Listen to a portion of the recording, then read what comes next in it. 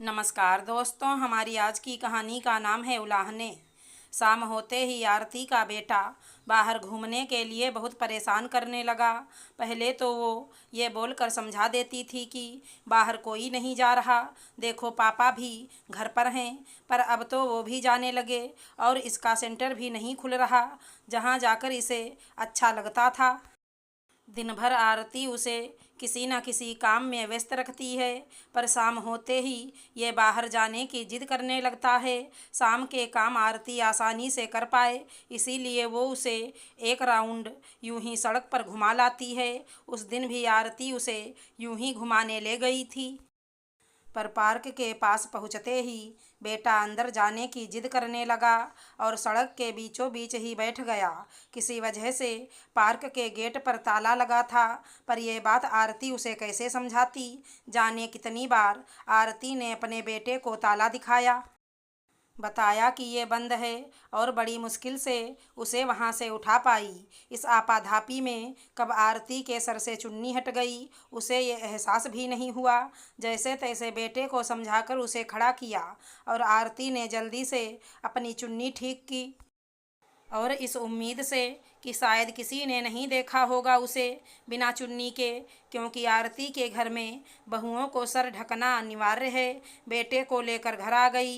घर में घुसते ही आरती को ससुर जी की कड़कती आवाज़ सुनाई दी, बहू, तुमने तो पूरे मोहल्ले में मेरी नाक कटवा दी। ओह, तो मेरे आने से पहले मेरे सर से चुन्नी हटने की खबर घर आ गई। मन ही मन सोचती हुई आरती चुपचाप अपने ससुर जी की डांट खा रही थी। बीच में सासू जी भी आग में घी का काम कर रही थी।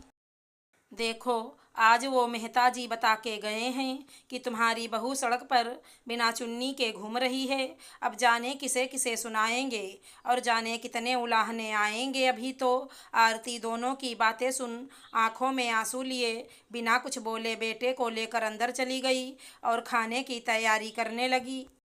रात को जब आरती का पति प्रवीण घर आया तो एक बार फिर घर का माहौल गर्म हो गया।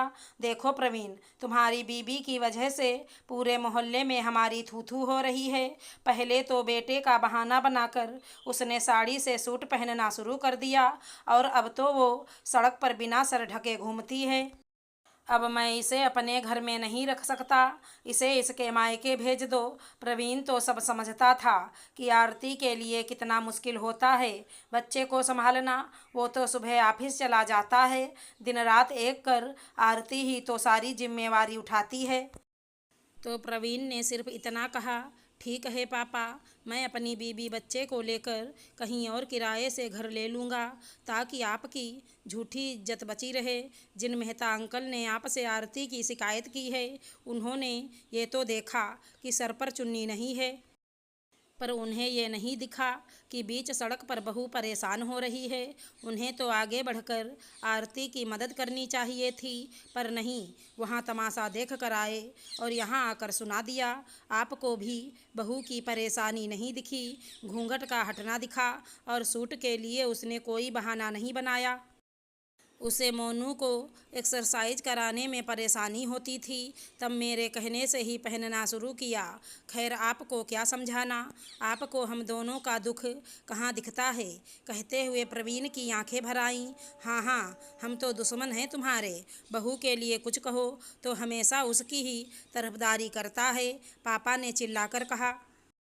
मैं किसी की तरफदारी नहीं कर रहा, जो सच है वही बोल रहा हूँ। कहते हुए प्रवीण कमरे में चला गया। आरती का बेटा भी इस माहौल से परेशान हो रहा था। आरती ने बड़ी मुश्किल से उसे खाना खिलाकर सुलाया। आरती और प्रवीण ने से तो खाया भी नहीं गया। आरती ने प्रवीण को समझाया कि एक दो दिन में सब ठीक हो जाएगा, पर इस बार प्रवीण मानने को तैयार नहीं था। सुबह हुई तो प्रवीण घर खोजने जाने लगा। उसने आरती से साथ चलने को कहा और मम्मी जी से एक दिन मोनू को रखने के लिए कहा, क्योंकि उसे साथ ले जाना मुनासिब ना था। दोनों को घर खोजने में बड़ी परेशानी हो रही थी। बड़ी मुश्किल से उन्हें एक घर मिला जो उन्हें अपने बेटे के लिहाज से सेफ लगा। उसे फाइनल कर दोनों घर आ जाते हैं। यहाँ घर पर मम्मी जी और पापा जी दोनों मोनू को संभाल संभाल के परेशान हो चुके थे और टेबल से गिरने की वजह से मोनू को भी पैर में थोड़ी चोट लग गई थी। आरती ने आकर तुरंत मोनू को दवाई लगाई, मम्मी पापा को चाय बनाकर दी। मम्मी जी के सर में दोपहर में आराम ना करने की वजह से दर्द हो गया था तो उनका सर दबाकर उन्हें दवाई भी दी। फिर अपने कमरे में आकर अपना सामान पैक करने के बारे में सोचने लगी। तभी बाहर से पापा जी की आवाज़ आई, आरती इधर आओ।